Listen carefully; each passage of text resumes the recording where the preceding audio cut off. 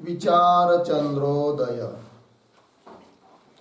विचारचंद्रोदय ग्रंथामध्ये 6वी कला आणि 6व्या कलेमध्ये प्रश्न नंबर 137 चा विचार चालू आहे. प्रश्न होता की हे अध्यास किती प्रकारचे आहेत. तर काल स्पष्टीकरण झालं होतं की अध्यासाचा विभाग 2 तऱ्हेने 2 पद्धतीने कसा होतो हा विचार झाला होता. तर जे काही अध्यासाचे उपभेद आहेत, केवळ संबंधाध्यास, संबंधसहित संबंधीचा अध्यास, केवळ धर्माध्यास, धर्मसहित धर्मीचा अध्यास, अन्योन्याध्यास, अन्यतराध्यास इत्यादी. तर त्यामध्ये काही आता टिप्पण्या आहे. 3 नंबर ना. तर कशावर आहे? स्वरूपाध्यास. तर अध्यासाचे मुख्य 2 भेद, ज्ञानाध्यास, अर्थाध्यास. बरोबर आहे की नाही? अर्थाध्यासाचे पुन्हा 2 प्रकार केले होते. एक स्वरूपाध्यास आणि एक आहे संसर्गाध्यास. तर स्वरूपाध्यास काय असतो, काय त्याचं स्वरूप आहे? तर 3 नंबर टिप्पणी पहा. ज्ञानाने बाध होण्यायोग्य वस्तू अधिष्ठानाच्या ठाई स्वरूपे करून अध्यस्त होते. ठीक. देहादी अनात्म्याचा अधिष्ठानाच्या ज्ञानाने बाध होतो, म्हणून त्याचा आत्म्याच्या ठिकाणी ठाई स्वरूपाध्यास होय. स्वरूपाध्यास कसा असतो ते सांगितलं इथं. तर सरळ सरळ काही गोष्टी अशा आहे की त्यांचा ज्ञानाने बाध होत नाही, आणि काही अशा आहेत की त्यांचा ज्ञानाने बाध होतो. बाध होतो म्हणजे काय? ज्ञान झालं असता अधिष्ठानाचं भासणाऱ्या वस्तूविषयी मिथ्यात्वाचा निश्चय होतो, यालाच म्हणतात बाध होणं. जसं उदाहरण, समोर रस्त्यामध्ये दोरी पडलेली आहे आणि दोरीवर सर्पाची प्रतीती येते. या ठिकाणी 2 गोष्टी आहेत, रज्जू आणि दुसरा आहे सर्प. तर रज्जूचं ज्ञान झाल्यानंतर रज्जूचा बाध होतो का सर्पाचा बाध होतो? सर्पाचा बाध होतो म्हणजे मिथ्यात्वाचा निश्चय. दोरीचं ज्ञान झाल्यावर दोरीविषयी मिथ्यात्वाचा निश्चय होत नाही, तर सर्पाविषयी काय होतो? मिथ्यात्वाचा निश्चय होतो. मग ज्ञान झाल्यानंतर ज्याचा बाध होतो असे जे पदार्थ असतात त्यांचा अधिष्ठानाच्या ठिकाणी जो अध्यास असतो त्याला म्हणायचं काय? स्वरूपतः अध्यास किंवा स्वरूपाध्यास. स्वरूपानेच ते काय असतात? अध्यस्त असतात. जसं दोरीवर सर्पाचा अध्यास आहे, तर सर्पाध्यास हा कसा आहे जी? सर्पाचा अध्यास हा स्वरूपाध्यास आहे. बरोबर. ब्रह्मस्वरूपाच्या ठिकाणी जगताचा अध्यास हा स्वरूपाध्यास आहे. कारण ब्रह्मज्ञान झाल्यानंतर जगताचा काय होतो? बाध होतो. ठीक. पंक्ती दिली पहा. 3 नंबर टिप्पणी. ज्ञानाने बाध होण्यायोग्य वस्तू. ज्ञान झाला असता, अधिष्ठानाचं ज्ञान झालं असता, बाध होण्याला योग्य अशी जी वस्तू, उदाहरणामध्ये सर्प, दृष्टांतामध्ये जगत, देहादी पदार्थ.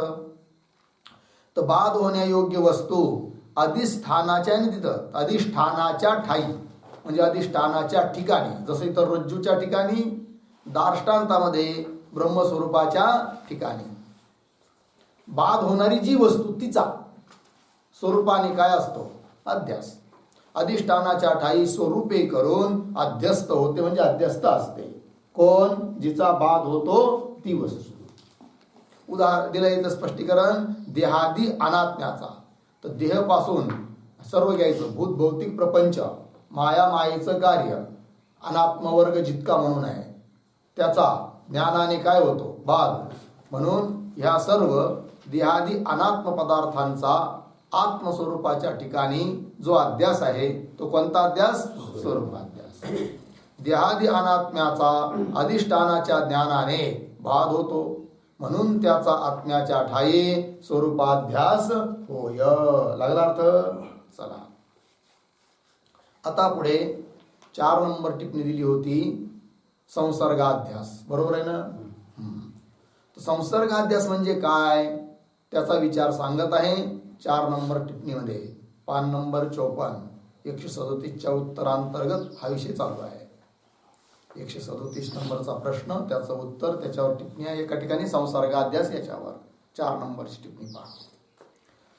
बाधाची अयोग्य वस्तू जो आत्मा त्याचे स्वरूप अध्यस्त होत नाही तर त्याचा संबंध अध्यस्त होतो. म्हणून अनात्म्याच्या ठायी आत्म्याचा संसर्गाध्यास आहे. यालाच संबंधाध्यासही म्हणतात. ठीक आहे जी, संसर्गाध्यास म्हणा, संबंधाध्यास म्हणा, हा कुणाचा असतो तर 2 वस्तू सांगितल्या होत्या. एकाचा ज्ञानाने बाध होतो आणि एकाचा ज्ञानाने बाध होत नाही. तर ज्या वस्तूचा ज्ञानाने बाध होत नाही, बाधाला अयोग्य वस्तू आहे की नाही. जसं रज्जू, दृष्टांतामध्ये रज्जूचं ज्ञान झालं तर रज्जूचा बाध होतो का? नाही होत ना. ब्रह्मज्ञान झाल्यावर समस्त जगताबरोबर रज्जूचाही बाध होईल, तो बाध नाही राहणार. परंतु इथं दृष्टांतामध्ये बोलायचं झालं तर जसा सर्पाचा बाध होतो रज्जूचं ज्ञान झाल्यावर, पण रज्जूचा बाध होत नाही. मग बाध होण्याला अयोग्य अशी वस्तू कोण आहे इथं? उदाहरणार्थ रज्जू. मग तिचा सुद्धा अध्यास आहे. कुठं? सर्पाच्या ठिकाणी. पण ज्या वस्तूचा बाध होत नाही ती वस्तू स्वरूपाने अध्यस्त नसते, तर तिचा संबंध अध्यस्त असतो. काय अध्यस्त असतो? संबंध. जसं रज्जूचं तादात्म्य रज्जूच्याच ठिकाणी आहे, परंतु रज्जूचं तादात्म्य वाटू राहिलं कुठं? सर्पाबरोबर. मग तिथं संबंधाचा अध्यास आहे. संबंध वाटायला पाहिजे होता रज्जूचा रज्जूच्या ठिकाणी तादात्म्य संबंध, तो भासू राहिला सर्पाविषयी. मग हा जो अध्यास आहे याला म्हणायचं काय? संसर्गाध्यास. तसं आत्मा आणि अनात्मा, अनात्मा झाला देह, देहाधिक पदार्थ, आणि आत्मा म्हणजे आत्मा. आत्म्याचं तादात्म्य आत्म्याबरोबरच, कारण कोणत्याही वस्तूचं तादात्म्य आपल्या स्वतःबरोबरच असतं. मग आत्म्याचं तादात्म्य आत्म्याच्याच ठिकाणी आहे, पण ते तादात्म्य आत्म्याचं आत्म्याच्या ठिकाणी न वाटता कुठं वाटू राहिलं? देहाच्या ठिकाणी. मग आता अनात्मा जो देहाधिक पदार्थ, त्याच्या ठिकाणी आत्मा हा स्वरूपाने अध्यस्त नाही, मग त्याचा संबंध अध्यस्त आहे. त्यालाच म्हणायचं संसर्गाध्यास किंवा संबंधाध्यास. पंक्ती पहा. बाधाची अयोग्य वस्तू जो आत्मा त्याचे स्वरूप अध्यस्त होत नाही, त्याचे स्वरूप अध्यस्त नसतं, तर मग काय? त्याचा संबंध अध्यस्त होतो. म्हणून अनात्म्याच्या ठायी, अनात्मा जो देहाधिक पदार्थ, त्याच्या ठिकाणी आत्म्याचा संसर्गाध्यास आहे. याला संबंधाध्यासही म्हणतात. आता आत्म्याच्या ठिकाणी अनात्म्याचा अध्यास स्वरूपाध्यास, आत्म्याच्या ठिकाणी अनात्म्याचा अध्यास स्वरूपाध्यास, आणि अनात्म्याच्या ठिकाणी आत्म्याचा अध्यास संसर्गाध्यास. कळांतर? चला, हे झालं ना टिप्पणी. त्याच्यानंतर पुढे 5 नंबर टिप्पणी आहे बघा.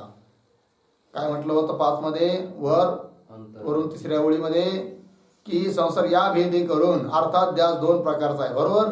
याचे अंतर्गत वरील 6 भेद आहेत, है की नाही? 6 भेद सांगितले होते ना अध्यासाचे. कोणत्या अध्यासाचे? अर्थाध्यासाचे. तर ते 6 भेद या दोघांच्या अंतर्गत येतात. कोण दोघांच्या? स्वरूपाध्यास, संसर्गाध्यास. कोणाच्या अंतर्गत कोण कोण येतात? तुम्हाला काल नकाशा काढून दिला होता. तर तोच विचार आता इथं 5 नंबर टिप्पणीमध्ये दिला जात आहे. बघा, केवळ धर्माध्यास, धर्मसहित धर्मीचा अध्यास आहे नाही. तिथे धर्मसहित धर्माचा झालाय ना, धर्मसहित धर्मीचा असं पाहिजे. धर्मसहित धर्मीचा अध्यास व अन्यतराध्यास ही तिन्ही स्वरूपाध्यासाच्या अंतर्गत आहे. बरोबर? अर्थाध्यासाचे जे 2 प्रकार, एक स्वरूपाध्यास, एक संसर्गाध्यास, तर त्या स्वरूपाध्यासाच्या अंतर्गत किती अध्यास झाले? 3. कोण कोण? केवळ धर्माध्यास, धर्मसहित धर्मीचा अध्यास आणि अन्यतराध्यास. 3 गेले 6 पैकी.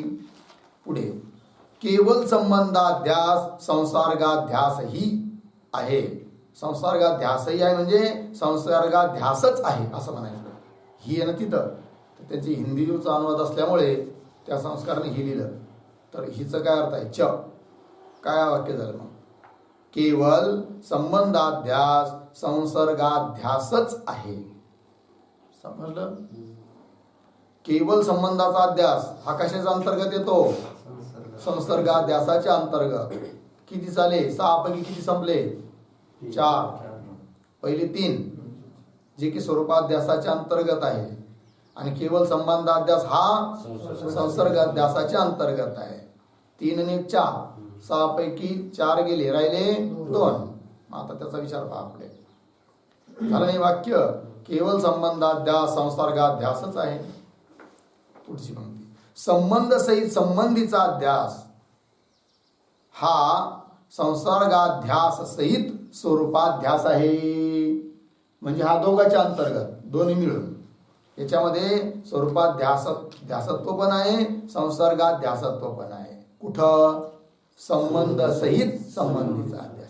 केवळ संबंधाध्यास घेतला तर तो संसर्गाध्यासाच्या अंतर्गत, आणि संबंध सहित संबंधीचा अध्यास घेतला तर तो स्वरूपाध्यास पण आहे आणि संसर्गाध्यास पण आहे, असा अर्थ. संबंध सहित संबंधीचा अध्यास हा संसर्गाध्यास सहित स्वरूपाध्यास आहे. बरोबर? पुढे, अन्योन्याध्यासात संसर्गाध्यास व स्वरूपाध्यास दोन्ही आहेत. त्याचप्रमाणे आता अन्योन्याध्यास, याच्यामध्ये सुद्धा दोन्हीचे धर्म आहेत, स्वरूपाध्यास संसर्गाध्यास. अन्योन्याध्यासा संसर्गाध्यास व स्वरूपाध्यास हे दोन्ही आहेत. लागलं? म्हणजे आत्म्याचे स्वरूप ते सत्य आहे. आत्म्याचं स्वरूप कसं आहे? सत्य. सत्य म्हणजे ज्ञानाने बाध होत नाही, आणि ज्याचा ज्ञानाने बाध होत नाही असा कोण आहे? आत्मा. आणि त्याचा अध्यास अनात्म्याच्या ठिकाणी, पण त्याचा स्वरूपाने अध्यास नाही आहे, मग संसर्ग अध्यास आहे. बरोबर? म्हणजे आत्म्याचे स्वरूप ते सत्य आहे, स्वभाव ते अध्यस्त नाही. त्यामुळे आत्म्याचं स्वरूप हे अध्यस्त नाही, आहे की नाही? भ्रमरूप नाही आहे, ते वास्तव आहे, सत्य आहे. स्वभाव ते अध्यस्त नाही, पण त्याचा संसर्ग, कोणता संसर्ग शब्दाचा अर्थ होतो संबंध. कोणता संबंध? तर सांगताय तादात्म्य संबंध. बघा, पण त्याचा संसर्ग म्हणजे तादात्म्य संबंध अनात्म्याच्या ठाई अध्यस्त होतो. अनात्मा कोण? उदाहरण देह, आहे की नाही? आणि आत्म्याचा तादात्म्य संबंध कुणाबरोबर असतो? आत्म्याबरोबरच. पण त्याचा तादात्म्य, आत्म्याचा तादात्म्य आत्म्याच्या ठिकाणी न वाटता कुठं वाटू राहिलं? देहाच्या ठिकाणी. देहच मी वाटतो आपल्याला, आहे की नाही? तादात्म्य आत्म्याचं कुठं वाटू राहिलं? देहाच्या ठिकाणी. म्हणून अनात्मा जो देह, त्याच्या ठिकाणी अध्यास आहे आत्म्याच्या तादात्म्य संबंधाचा. म्हणून तिकडून कोणता अध्यास? तो संसर्ग अध्यास. पण त्याचा संसर्ग म्हणजे तादात्म्य संबंध अनात्म्याच्या ठाई अध्यस्त होतो. लागलं? या स्तव, या कारणाने त्याचा संसर्गाध्यास आहे. त्याचा आत्म्याचा कुठं? अनात्मा जो देहाधिक त्याच्या ठिकाणी. कोणता अध्यास? संसर्गाध्यास. अनात्म्याचे स्वरूपच आत्म्याच्या ठाई अध्यस्त आहे. आता इकडून बोलायचं, अनात्म्याकडून आत्म्याकडं. तर अनात्मा देहाधिक पदार्थ ते सुद्धा अध्यस्त आहे आत्म्याच्या ठिकाणी, पण स्वरूपाने अध्यस्त आहे. म्हणून अनात्म देहाधिकाचा आत्म्याच्या ठिकाणी स्वरूपाध्यास, आणि आत्म्याचा देहाधिकाच्या ठिकाणी संसर्गाध्यास. बरोबर? हा. अनात्म्याचे स्वरूपच आत्म्याच्या ठाई अध्यस्त आहे. स्वभाव एकंदरीत त्याचा स्वरूपाध्यास आहे. त्याचा अनात्म्याचा कोणता अध्यास? स्वरूपाध्यास आहे. या स्तव अन्योन्याध्यास हा या दोघांच्या अंतर्गत आहे. त्यामुळे अन्योन्याध्यास हा दोघांच्या अंतर्गत. दोघांच्या म्हणजे कोणाच्या? स्वरूपाध्यासाच्या, संसर्गाध्यासाच्या. कारण अन्योन्याध्यास म्हटलं की दोघांचा परस्परावर अध्यास. परंतु एकाकडून पाहिलं तर स्वरूपाध्यास आहे, एकाकडून पाहिलं तर संसर्गाध्यास आहे, आणि दोन्ही मिळून जो असतो त्यालाच अन्योन्याध्यास म्हणतात. आणि म्हणून अन्योन्याध्यास हा स्वरूपाध्यास आणि संसर्गाध्यास या दोघांच्या अंतर्गत येतो. झाले 6 अध्यास. आता पुढे आता 6 नंबर टिप्पणी आहे. कुठं? कशावर आहे? हा, 54 नंबर पान नंबर 54 वरून 4थी ओळ. त्या 4थ्या ओळीवर एक शब्द आलाय अंतर्गत. त्याच्या डोक्यावर 6चा आकडा छापलेला नाही आहे, तो तिथं लिहून घ्या. त्याच्यावर ही टिप्पणी आहे 6 नंबरची. तर काय वाटतं, काय विषय चालू होता तो, ती वळ वाचतो वरची. तर वर सांगितलेले म्हणजे 128 प्रश्नाच्या उत्तरामध्ये सांगितलेले भेदभ्रांती आदी 5 प्रकारचे भ्रम, 5 प्रकारचा भ्रमरूप संसार सांगितला होता ना, तर ते 5 प्रकारचे भ्रमही यांचेच अंतर्गत आहेत. यांचेच म्हणजे स्वरूपाध्यास आणि संसर्गाध्यास यांच्याच अंतर्गत आहेत. तर कोण कशाच्या अंतर्गत आहे तो विचार आता इथं सांगत आहे टिप्पणी नंबर 6 मध्ये. बरोबर आहे की नाही? तर 5 प्रकारचा भेदभ्रम सांगितला होता, आहे की नाही? भ्रांतिरूप संसार 5 प्रकारचा. कोण कोण? भेदभ्रांती, कर्तृत्व भोक्तृत्व भ्रांती, संघ भ्रांती, विकार भ्रांती आणि जगत सत्यतेची भ्रांती. बरोबर? त्या 5 पैकी आता कोणाचा अंतर्भाव कोण कशात आहे, म्हणजे स्वरूपाध्यासाच्या अंतर्गत कोण आहे आणि संसर्गाध्यासाच्या अंतर्गत कोण आहे, हा विचार सांगत आहे टिप्पणी नंबर 6 मध्ये. बघा, भेद भ्रांती आधी 5 प्रकारचे भ्रम जे मागे दिले आहे, मागे कुठं दिले आहे, 128 प्रश्नाच्या उत्तरामध्ये दिले आहे.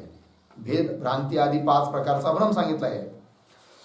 भ्रांती आधी 5 प्रकारचे भ्रम जे मागे दिले आहेत, त्यात संघ भ्रांती सोडून 4 प्रकारचे भ्रम स्वरूपाध्यासांतर्गत आहे व 5वी संघ भ्रांती संसर्गाध्यासात येते. बरोबर आहे की नाही? त्या 5 पैकी संघ भ्रांती कशाच्या अंतर्गत? संसर्गाध्यासाच्या अंतर्गत. आणि बाकीच्या 4 भेदभ्रांती, कर्तृत्व भोक्तृत्वाची भ्रांती, विकार भ्रांती, जगत सत्यतेची भ्रांती, ही भ्रमच आहेत, अध्यासच आहेत. पण ही 4 अध्यास कशाच्या अंतर्गत? स्वरूपाध्यासाच्या अंतर्गत आहेत. असं झालं जी. आता पुढे जाऊया. पुढे प्रश्न नंबर 138. बरोबर? बघा, अहंकारादी अनात्म्याचा व आत्म्याचा अध्यास हे जाणण्यात विशेष उपयोगी, अर्थात सर्वाध्यासात अनुस्यूत कोणता अध्यास होय? ठीक आहे. प्रश्न विचारले जात आहे की असा एखादा कोणता अध्यास आहे का की जो साऱ्या अध्यासामध्ये अनुस्यूत असेल, अनुगत असेल, ओलेला असेल, असा आहे का? तर म्हणे आहे. कोण आहे असा? अन्योन्य अध्यास. ठीक आहे. पुन्हा पहा प्रश्न. तर अहंकारादी अनात्म्याचा, अहंकार नाही की नाही, अहंकारादी अनात्म, अहंकारापासून बाकी सगळे घ्यायचे, देहादी पदार्थ, भूत भौतिक प्रपंच, स्थूल सूक्ष्म शरीर, सारे आलं अनात्मा. अहंकारादी अनात्म्याचा व इकडं आत्म्याचा अध्यास हे जाणण्यात, हे जाणून घेण्याकरिता विशेष उपयोगी असा कोणी एखादा अध्यास आहे का? पहिली गोष्ट. पुन्हा तो कसा? की साऱ्या अध्यासामध्ये अनुस्यूत असा एखादा अध्यास आहे का? हा प्रश्न कळाला. बघा, अहंकारादी अनात्म्याचा व आत्म्याचा अध्यास हे जाणण्यात म्हणजे जाणून घेण्याकरिता विशेष उपयोगी असा अध्यास पाहिजे. अर्थात सर्वाध्यासात अनुस्यूत असा कोणता अध्यास होय? हा काय आहे प्रश्न. उत्तर म्हणे आहे अन्योन्याध्यास होय. कोणता अध्यास आहे तो? अन्योन्याध्यास. कसा? त्याचं स्पष्टीकरण पुढच्या प्रश्नात येऊ राहिलं. पुढचा प्रश्न आहे 139 नंबरचा. अन्योन्याध्यास म्हणजे काय? अगोदर हे सांगा म्हणे की अन्योन्याध्यास कशाला म्हणतात? उत्तर, परस्पराचा अध्यास तो अन्योन्याध्यास होय. आहे की नाही? तर इथं अन्योन्याध्यास शब्द आलाय ना या उत्तरामध्ये, त्याच्यावर 1 नंबर टिप्पणी आहे. तर ती टिप्पणी वाचू आपण, पण वर दिलाय तो 1 नंबरचा आकडा तिथं न देता इथं पाहिजे उत्तरामध्ये. तर एकंदरीत अन्योन्याध्यास म्हणजे काय बरं? परस्पराचा अध्यास, याचा त्याच्यावर अध्यास, त्याचा याच्यावर अध्यास, याला म्हणायचं अन्योन्याध्यास. कळलं? उदाहरण सांगू तर बघा, काय असतं, एका झाडावर एक पोपट बसलेला असतो. पोपट मिठ्ठू माहिती आहे ना, राघव. आणि त्याचं स्वरूप आपल्याला माहितीच आहे. हिरवा त्याचा काय असतो कलर, आणि चोच मात्र लाल, बरोबर. एक भोंगा असतो, त्याला खूप दिवसापासून फुलंच भेटलं नाही बसण्याकरिता. उन्हाळ्याचे दिवस असल्यामुळे फुलंच भेटाना बिचाऱ्याला. इकडं तिकडं फिरत होता, मोठा टपोरा भोंगा, काळा फुलाला शोधत. तर त्याला दुरून त्या पोपटाची चोच दिसली. खूप आनंद झाला. कुणाला? भोंग्याला. का? वा खूप दिवसानंतर किती सुंदर फूल मिळालं, जाऊया बसूया आपण त्याच्यावर, आहे की नाही. मग आता आहे चोच, वाटलं फुल, अध्यासच ना, भोंग्याला अध्यास झाला. बर, इकडं पोपट जो आहे ना खूप दिवसापासून उपाशी होता, त्याला खायला काही भेटलंच नाही. तर त्याला दुरून काहीतरी काळं येताना दिसलं. त्याला असं वाटलं त्या पोपटाला, वा काय ईश्वराची कृपा, आपल्याला जायची गरज नाही पडली जांभूळ खाण्याकरिता, ते जांभूळच आपल्याकडे येऊ राहिलं. होता कोण? भोंगा. पोपटाला वाटलं काय? जांभूळ, आहे की नाही. भ्रमच आहे ना, जी वस्तू जशी नसून तशी वाटणं तिला काय म्हणतात? भ्रम. आता बघा, पोपटालाही भ्रम झाला आहे जांभळाचा भोंग्यावर, आणि भोंग्याला भ्रम झाला त्याच्या चोचीवर, कशाचा? फुलाचा. यालाही भ्रम झाला त्याच्याविषयी, त्यालाही भ्रम झाला याच्याविषयी. याला काय म्हणायचं? अन्योन्याध्यास. कळलं की नाही? असा हा परस्पराचा परस्परावर जो अध्यास, त्याला म्हणतात काय? अन्योन्याध्यास. कळलं? आता आत्म्याचा आणि अनात्म्याचा अन्योन्याध्यासच आहे. तो कसा आहे हे जाणून घ्यायचं आहे. त्याकरिता इथं 1 नंबर टिप्पणी दिली आहे. खाली 1 नंबर टिप्पणीमध्ये वाचूया आपण. येथे सर्व अध्यासाची स्वरूपे व उदाहरणे विस्तार होईल म्हणून खुलासेवार म्हणजे सविस्तर लिहिली नाहीत. फक्त नामोल्लेख केला आणि थोडे उदाहरण दिलं आहे, संकेत मात्र. तर इथे म्हणजे या प्रकरणामध्ये, या ग्रंथामध्ये अध्यासाची स्वरूप, प्रत्येक अध्यासाचं काय स्वरूप आहे, त्याचं उदाहरण काय आहे, खूप त्याचा जास्त विस्तार केलेला नाही, नाही तर ग्रंथाची वृद्धी होईल या भीतीने. येथे सर्व अध्यासाची स्वरूपे व उदाहरणे विस्तार होईल म्हणून खुलासेवार लिहिली नाहीत, ती संक्षेपानेच लिहिली आहे, थोडक्यात लिहिली आहे. परंतु अन्योन्याध्यासाचे स्वरूप मात्र विशेष उपयोगी जाणून, महत्वाचं आहे कळणं अन्योन्याध्यासाचं स्वरूप, आहे की नाही, त्याची जरूरत पडते. तर अन्योन्याध्यासाचे स्वरूप मात्र विशेष उपयोगी जाणून स्पष्ट दाखविले आहे.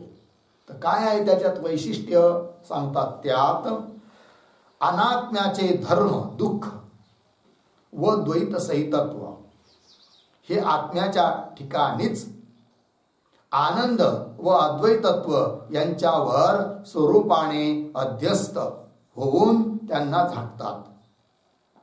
लागला अर्थ. आणि आत्म्याचे धर्म सत व चित हे अनात्म्याच्या ठिकाणी असत्ता व जडता यांच्यावर संसर्गद्वारा अध्यस्त होऊन त्याला झाकतात. झाला परस्पराचा अध्यास. यालाच म्हणायचं अन्योन्याध्यास. कसं? पुन्हा पहा. परंतु अन्योन्याध्यासाचे स्वरूप मात्र विशेष उपयोगी म्हणून स्पष्ट दाखविले. सापडलं या टिप्पणीमध्येच. त्यात अनात्म्याचे धर्म. अनात्मा कोण? देहाधिक पदार्थ.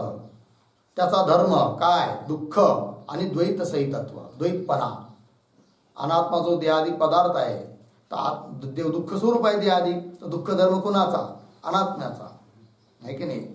त्याला आणखीन धर्म द्वैतत्व, द्वैत सहितपणा. हे आत्म्याच्या ठिकाणी. आता आत्म्याचे धर्म कोण? आनंद आणि अद्वैतत्व. ठीक आहे की नाही. आत्म्याचे धर्म कोण आहे? आनंद आणि अद्वैतत्व म्हणजे एकपणा.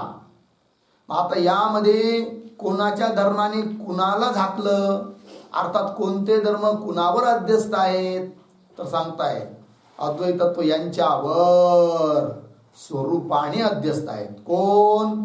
दुःख अध्यस्त आहे आनंदावर. आनंद म्हणजे आत्म्याचा धर्म. आत्मा आनंद स्वरूप असून देखील आनंद स्वरूप वाटत नाही. का? त्या आनंदाला झाकून टाकलाय कोणी? दुःखाने. दुःख हा धर्म कुणाचा? अनात्म्याचा.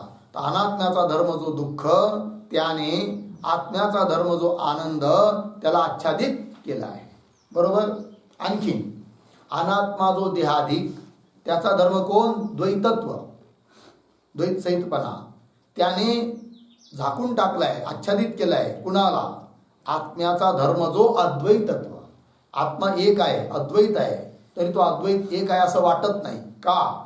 अनात्म्याचा धर्म जो द्वैतपणा, त्याने आत्म्याच्या अद्वैतपणाला झाकून टाकलाय. म्हणजे आत्म्याच्या अद्वैतत्व धर्मावर अध्यस्त आहे. कोण? अनात्म्याचा द्वैतत्व धर्म, द्वैतपणा. लागला अर्थ?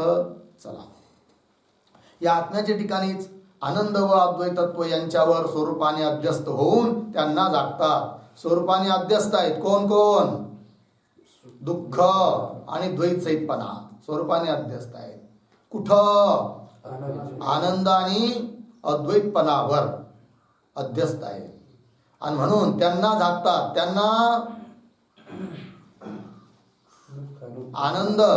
आनंदाला आणि अद्वैतपणाला झाकतात. म्हणजे त्यांचं ज्ञान होऊ देत नाही. कोण? दुःख आणि द्वैत सहितत्व.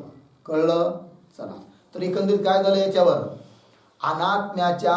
अनात्म्याचे दोन धर्म अध्यस्त आहे स्वरूपाने आत्म्याच्या दोन धर्मावर.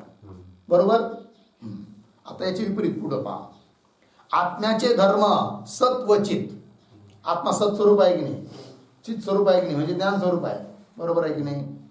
आणि हे पुढे पहा. आत्म्याचे धर्म सत व चित हे अनात्म्याच्या ठिकाणी असत्ता व जडता यांच्यावर संसर्गद्वारा अध्यस्त होऊन त्याला झाकतात. तर अनात्म्याचे धर्म दोन, असत्ता आणि जडता. अनात्मा देहाधिक पदार्थ, त्याच्या ठिकाणी काय आहे? असत्ता आहे, वास्तविक सत्ता नाही त्याला. आणि पुन्हा कसं आहे? अनात्मा देहाधिक जड. देहाधिक जड असून सुद्धा जड वाटतात का? नाही, कारण त्या जडाला झाकून टाकलाय, जडत्व धर्माला. कोणी? आत्म्याच्या चित्त धर्माने. आत्मा चित्त म्हणजे ज्ञान स्वरूप आहे, आणि त्याचा संबंध आत्म्याच्या ठिकाणी न वाटता, आत्मा ज्ञान स्वरूप न वाटता कोण वाटू राहिला? देह. आणि म्हणून देहाचा जो धर्म जडत्व, त्याला आच्छादित केला आहे. कोणी? आत्म्याच्या चित्त धर्माने. बरोबर. त्याचप्रमाणे अनात्मा जो देह, त्याच्या ठिकाणी असतपणा आहे, परंतु असत वाटत नाही देह, सत वाटतो. का? सत धर्म कुणाचा आहे? आत्म्याचा.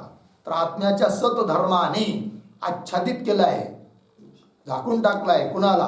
अनात्म्याच्या असत धर्माला. सत धर्माने असत धर्माला झाकलाय. म्हणजे देह असत असून सुद्धा असत वाटत नाही, सत वाटत आहे की नाही? असा त्याचा अर्थ आहे. आत्म्याचे धर्म सत व चित हे अनात्म्याच्या ठिकाणचे कोण? असत्ता व जडता यांच्यावर संसर्गद्वारा अध्यस्त आहे. स्वरूपाने अध्यस्त नाही आहे. कोण? सत आणि चित. मग कसे? संसर्ग. म्हणजे काय? सतचा धर्म आत्म्याबरोबर वाटायला पाहिजे. तर आत्म्याबरोबर न वाटता सतचा धर्म कुठे वासू राहिला? अनात्म्याच्या ठिकाणी. मग धर्माचा धर्माचा अध्यास आहे. कशाचा? संसर्गद्वारा. म्हणजे त्याचा संबंध तिथं न वाटता कुठं वाटू राहिला? अनात्म्याच्या ठिकाणी. असं त्याचा अर्थ आहे. संसर्गद्वारा अध्यस्त होऊन त्याला झाकतात. कार्यसहित, पुढे पहा. कार्यसहित अज्ञानाने जो आवृत्त असतो, आवृत्त म्हणजे झाकलेला असतो, तो अधिष्ठान होय. अधिष्ठान कशाला म्हणायचं? ती पण इथं परिभाषा देऊन टाकली त्यांनी. तर कार्यसहित अज्ञानाने जो आच्छादित असतो, झाकलेला असतो, आवृत्त असतो, त्याला म्हणतात अधिष्ठान. जसं उदाहरण रज्जू आणि सर्प. तर इथं अधिष्ठान कोण आहे? रज्जू. का बरं? इथं कार्य आहे कोण? सर्प. आणि ते सर्पात्मक कार्याचं कारण कोण? अज्ञान, दोरीचं अज्ञान. तर सर्प आणि सर्पाचं कारण जे अज्ञान, दोरीचं अज्ञान, या दोघांनी आवृत्त केलं आहे. कुणाला? रज्जूला. झाकून टाकलाय, ज्ञान होऊ देत नाही. आणि म्हणून रज्जू काय आहे? अधिष्ठान. ठीक आहे. कार्यसहित अज्ञानाने जो आवृत्त असतो ते अधिष्ठान होय. तसं इथं कार्य जगत, आणि जगतात्मक कार्याचं कारण माया. तर जगत आणि माया या दोघांनी ब्रह्माला काय केलंय? झाकून टाकलाय, ज्ञान होऊ देत नाही. म्हणून जगत आणि माया या सर्वांचं अधिष्ठान कोण आहे? ब्रह्म आहे. कळलं? चला, कार्यसहित अज्ञानाने जो आवृत्त असतो तो अधिष्ठान होय. याप्रमाणे आत्म्याचा व अनात्म्याचा अन्योन्याध्यासही संसर्गाध्यास व स्वरूपाध्यास यांच्या पोटात येतो, म्हणजे यांच्या अंतर्गत आहे असं ठरतं. झालं? चला, आता हीच गोष्ट आणखीन स्पष्ट करायची आहे पुढच्या प्रश्नाच्या उत्तरात. प्रश्न आहे 140वा. आत्मा व अनात्मा यांचा परस्पर अध्यास कशा रीतीने होतो? आत्मा आणि अनात्मा यांचा परस्परामध्ये अध्यास आहे, म्हणजे अन्योन्याध्यास. अन्योन्याध्यास आहे तो कशा रीतीने होतो ते सांगतात. आता पंक्ती पहा. उत्तर: 7 1 ते 4. ठीक आहे ना? सत, चित, आनंद, अद्वैतत्व. अद्वैत आहे ना तिथं, काय लिहिली? हा अद्वैतत्व. ही 4 विशेषणे आत्म्याची आहेत. ही 4 विशेषणं काय आहेत? आत्म्याची आहेत. वहीवरली आहेत पंक्ती.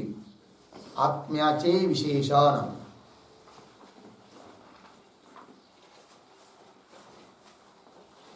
आत्म्याचे विशेषण. त्या चोळीवर बरोबरच चिन्ह देऊन लिहा पुढं.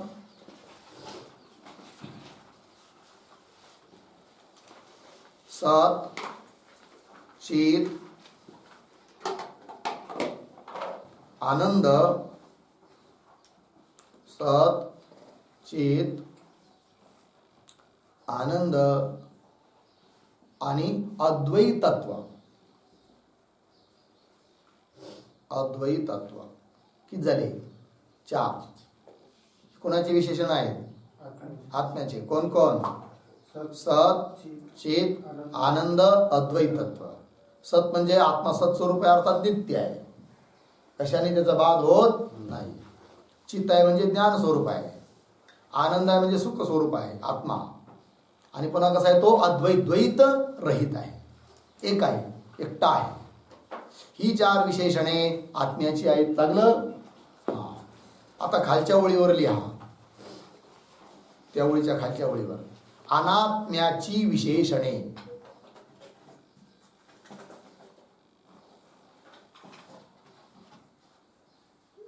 अनात्म्याची विशेषणे बराबर असत, जड, दुःख, द्वैतत्व.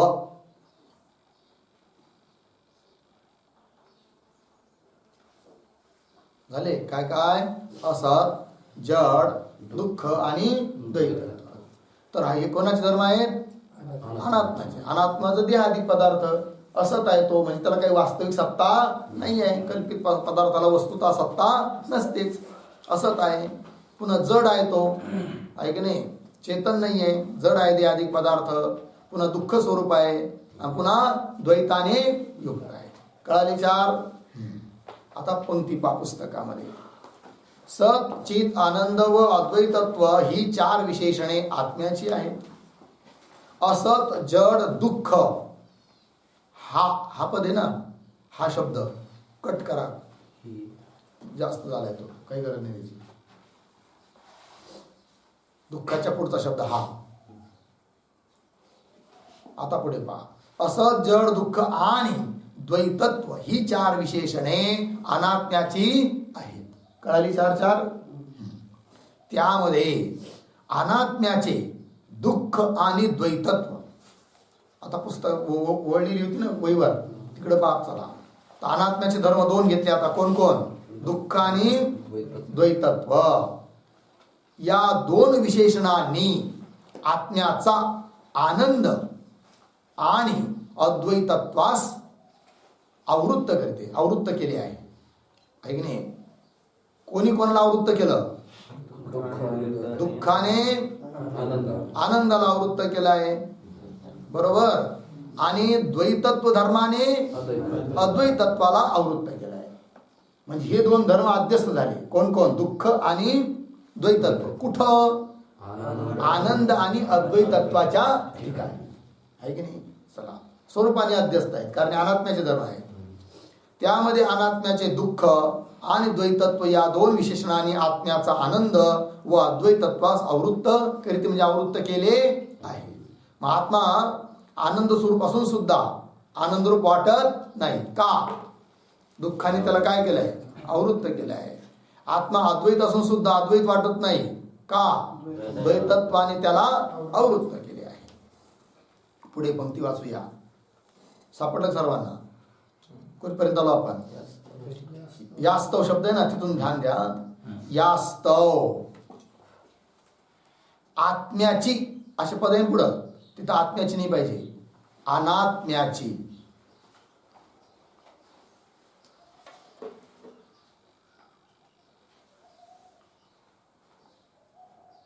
यास्तव म्हणजे यामुळे अनात्म्याची दुःख व द्वैत सहितत्व. आत्म्याचे धर्म, अनात्म्याचे धर्म कोण? दुःख आणि द्वैत सहितत्व या दोन विशेषणांचे आत्मानंद व अद्वैत यावर झाकण आहे. कुणावर? कुणाचं झाकण आहे? पंक्ती सापडली? काय सांगतायत? यास्तव अनात्म्याचे धर्म कोण कोण? दुःख आणि द्वैत सहितत्व यांचं झाकण आहे. हे अनात्म्याचे धर्म आहेत. या दोन विशेषणाचं झाकण आहे. कुठं? आनंद आणि अद्वैतत्व याच्यावर, आहे की नाही? विशेषणाचे आत्मानंद व अद्वैत यावर झाकण आहे की नाही? आवृत्त केलाय कोणी? दुःख आणि द्वैत सहितत्वाने आवृत्त झाले आहेत. कोण?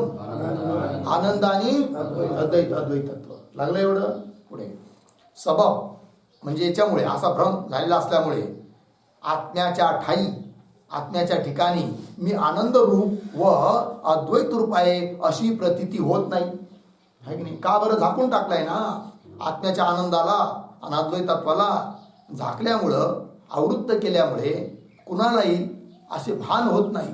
विचारावे वाचून का कोणतं भान? की मी आनंद स्वरूप आहे, अद्वैत स्वरूप आहे असं वाटत नाही. शास्त्र श्रवण करून, मनन निधिध्यासन करून मग विचाराने भ्रमनिवृत्त झाल्यानंतर मी आनंद स्वरूप आहे असं वाटेल, परंतु त्याच्या अगोदर वाटत नाही. का वाटत नाही? त्याचं एक कारण झालं.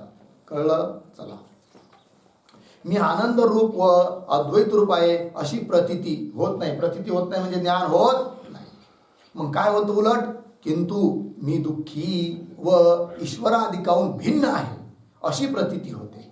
उलट प्रत्येक जीवाला काय प्रतीती होते? मी दुःखी आहे.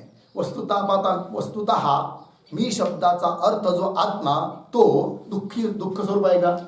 नाही. मग कसा आहे? आनंद स्वरूप आहे, सुख स्वरूप आहे, पण सुख स्वरूप वाटत नाही. का? अनात्म्याचा धर्म जो दुःख, त्या दुःख धर्माने आत्म्याचा धर्म जो आनंद त्याला आवृत्त केलेलं आहे. जसं सर्पाने रज्जूला आवृत्त केलं असल्याने रज्जू वाटत नाही, सर्प वाटतो. तसं मी सुख स्वरूप आहे, पण मी स्वतःला सुख स्वरूप न समजता काय समजतो? मनुष्य दुःखी समजतो. जगामध्ये तुम्ही बघा, सर्वे करा, कोणत्याही मनुष्याला जाऊन भेटा, तो प्रत्येकजण काय सांगेल? मी वरून म्हणेल नाही बा आपल्यासारखा सुखी कोणीच नाही आहे. पण त्याला म्हणायचं इमानदारी सांग, खरं खरं सांग, तू सुखी आहे का दुःखी आहे? मग तो तुम्हाला खरं सांगेल. काय सांगेल? की मी दुःखी आहे. वस्तुतः तो दुःखी असतो का? नाही. पण काय समजतो? तो दुःखी समजतो. हा भ्रम आहे. वस्तुतः काय? तो सुख स्वरूप आहे की नाही? कारण तो देहाला आपलं स्वरूप समजतो ना. देह तर दुःख रूप आहे, मग त्याला दुःख रूप वाटणारच स्वतःचं स्वरूप. देहाला काही सोडलंच नाही आहे की नाही? जोपर्यंत जगाला सोडत नाही जगात म्हणजे कोण? देहाधिक पदार्थ, तोपर्यंत दुःखीच वाटणार. आणि या देहाधिक पदार्थाला सोडून जेव्हा आपण आपल्या ठिकाणी स्थित होऊ ना, त्यावेळेस मात्र सुखाची अनुभूती येणार आहे. कळलं की नाही? चला. किंतु मी दुःखी व पुन्हा आणखी कसं वाटतं? ईश्वराधिकाहून भिन्न आहे, म्हणजे भेद वाटतो त्याला. वस्तुतः भेद आहे का अद्वैत आहे? अद्वैत आहे. पण अद्वैत वाटतो का? स्वतःला आपण मी अद्वैत अकेला एकटा आहे असं वाटतं का? नाही. काय वाटतं? की मी ईश्वराहून भिन्न आहे, अर्थात द्वैतच वाटतं. का? तर त्या जगताचा धर्म जो द्वैतत्व त्याने आच्छादित केलाय कुणाला? आत्म्याचा धर्म जो अद्वैतत्व त्याला. म्हणून अद्वैत असून सुद्धा अद्वैत वाटत नाही. मग काय वाटतं? द्वैत वाटतं. बरोबर. किंतु मी दुःखी व ईश्वराधिकाहून भिन्न आहे अशी प्रतीती होते. लागलं एवढं? हा एक विषय पूर्ण झाला. आता पुढं आत्म्याच्या सत्वचित आत्म्याची 4 विशेषण दिले होते की नाही? त्यापैकी आता 2 धरा. कोण कोण? सत आणि चित. आत्म्याच्या सत व चित या 2 विशेषणांनी अनात्म्याच्या असत्व जडत्वात झाकले आहे. की नाही? आता तिकडून इकडे आहे. आतापर्यंत आपण अनात्म्याच्या धर्माकडून आत्म्याकडे गेलो होतो.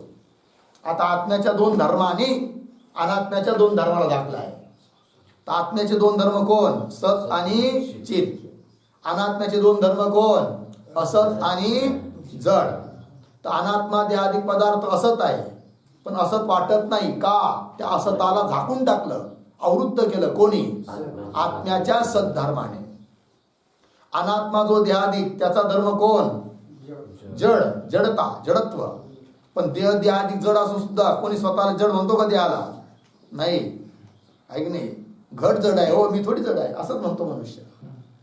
पण बाबा तू जड नाही, बरोबर, पण तू ज्याला मी म्हणून राहिला तो जड आहे. म्हणजे देहाला मी म्हणतो की नाही मनुष्य, पण देह कसा आहे? जड. मग देह जड असून सुद्धा जड वाटतो का? नाही. मग देहाच्या ठिकाणी असणारा जो जडत्व धर्म का भासत नाही? त्याला झाकला आहे, आवृत्त केला आहे. कोणी? आत्म्याच्या चित धर्माने. मग आता आत्म्याच्या या 2 धर्माचा अध्यास आहे, पण तो धर्माचा अध्यास नाही, त्यांच्या संबंधाचा अध्यास आहे. म्हणजे कसं? तर सत हा धर्म कोणाचा? आत्म्याचा. पण त्या सत धर्माचा संबंध आत्म्याबरोबर न वाटता कुठं वाटवायला? अनात्म्याबरोबर. संबंधाचा अध्यास आहे, त्याला संसर्ग अध्यास म्हणतात. ठीक आहे ना जी. पुन्हा चित्त धर्म कुणाचा आहे? आत्म्याचा. पण चित्तचा संबंध आत्म्याबरोबर वाटतो आपल्याला का देहाबरोबर वाटतो? देहा. मग चित्तचा धर्म संबंध जिथं आहे तिथं न वाटता दुसरीकडे वाटवायला. मग हा कोणता अध्यास आहे? संबंधाचाच अध्यास आहे, संसर्ग अध्यास आहे. कळला अर्थ? पंक्ती पहा. आत्म्याच्या सत व चित या 2 विशेषणांनी काय केलं? अनात्म्याच्या असत व जडत्वात झाकले आहे. झालं ना? वहीवर लिहून दिलं होतं ना. त्यापैकी सत आणि चितने कुणाला झाकलं?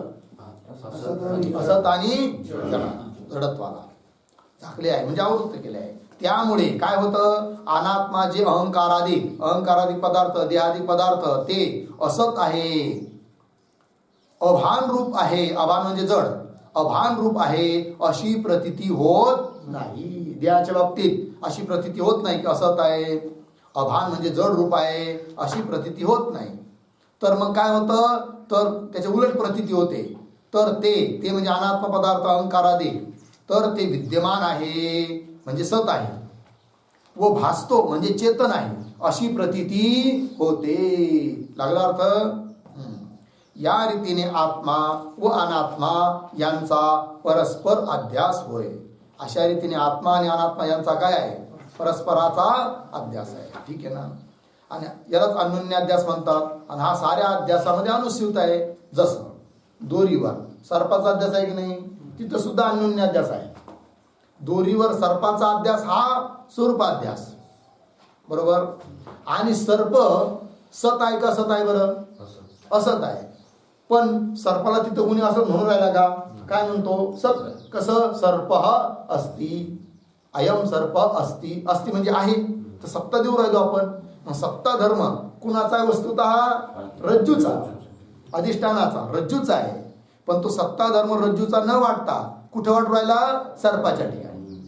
अधिष्ठानाचा धर्म जो सत, त्याचा धर्म संबंध रज्जूच्या ठिकाणी, अधिष्ठानाच्या ठिकाणी न वाटता सर्पाच्या ठिकाणी वाटतो. म्हणून तिकडून झाला तो संसर्गाध्यास. मग तिकडून संसर्गाध्यास आहे. सतचा संबंध रज्जूच्या ठिकाणी न भासता सर्पाच्या ठिकाणी भासतो आहे. आणि इकडून सर्पाचा स्वरूपाध्यास आहे.